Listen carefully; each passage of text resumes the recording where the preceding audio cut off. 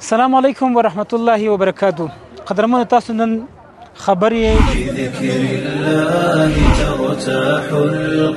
نن موږ پکتیا ولایت ته راغلي یو چې دلته مو 1500 اړمنو او غریبو کورنیو ته خوراکي مرسته راوړې رحمة الغفار غيثا به تمحى المعاصي والذنوب چې په دغه مرسته کې 10 قلمه مواد شامل دي.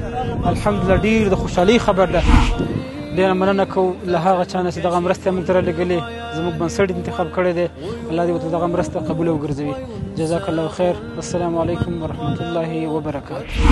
تشفى جراح في الفؤاد لها ندوب وتطوى ذكريات كالحات لها في الصدر إن نشرات نعيب بذكر الله ترتاح القلوب وتنزل